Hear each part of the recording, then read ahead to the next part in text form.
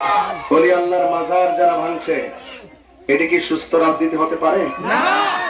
আমরা চাই এমন একটা দেশ বানাতে, আমরা চাই এমন একটা দেশ গড়তে যেই দেশের মধ্যে কোনো ভাঙচুর থাকবে না, যেই দেশের মধ্যে কোনো রাহাজানি থাকবে না, যেই দেশের মধ্যে বোমাবাজি থাকবে না, যেই দেশের মধ্যে হিংসা থাকবে না, যেই দেশের মধ্যে প্রতিহিংসা থাকবে না, যেই দেশের মধ্যে খুন গুম থাকবে না, কোন দুর্নীতি থাকবে না, কোন চাঁদাবাজি থাকবে না, হক মারা খাওয়াইনা থাকবে না, জুলুমবাজ থাকবে না, নির্যাতনকারী থাকবে না, থাকবে শুধু শান্তি, ভালোবাসা, সম্প্রীতি, একতা, শৃঙ্খলা, ভালোবাসা। আমরা ভালোবাসার রাজনীতি চাই কি চাই না? যদি ভালোবাসার রাজনীতি চেতে হয় তাহলে ভালোবাসার মানুষকে দায়িত্ব দিতে হবে।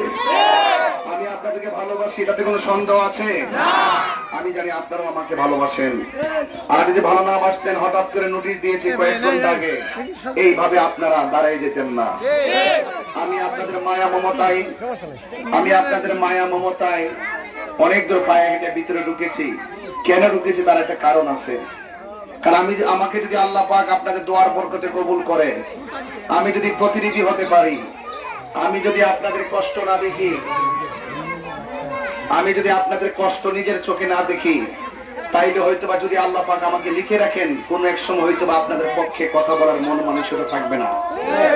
আর নিজের চোখে যদি আপনাদের কষ্ট দেখে থাকি, আর আমি যদি মানুষ হয়ে থাকি, তাহলে আপনার কষ্ট দূর করার জন্যই আমার রাজনীতি। কথা বলেন ঠিক? আপনার সমাজের চাহিদা পূরণ করাই আমার রাজনীতি, আপনাদের রাস্তাঘাট উন্নয়ন করাই আমার রাজনীতি, আপনাদের শিক্ষা প্রতিষ্ঠান সুন্দর করে গঠন করাই আমার রাজনীতি, আপনাদের সমাজে প্রতিহিংসা বন্ধ করাই আমার রাজনীতি। এই জন্য আপনাদেরকে বলবো, সম্প্রীতি শান্তির প্রতীক মোমবাতি, এই মোমবাতির পক্ষে থাকবেন। এবং মা বোনদেরকে বলবো, সকাল সকাল আপনারা মোমবাতি মার্কায় ভোটটা দিবেন।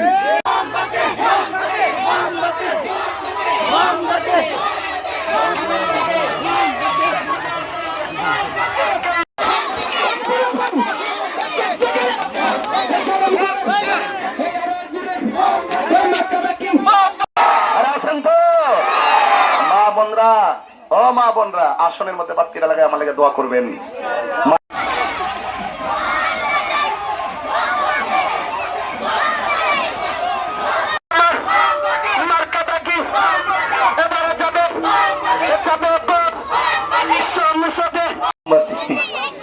কেন কই জানেন? কারণ আমার দেখলে তার মোমবাতির কথা মনে হয়, তার মানে হলো হিডই হিডা হিডই হিডা।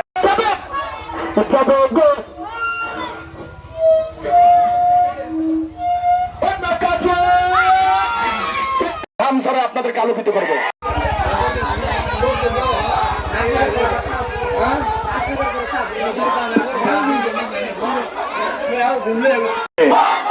আল্লাহ যেন মোমবাতির পক্ষে কবুল করে, আমিন। মোমবাতি নিজে জ্বললে আরেকজন আলোকিত করে।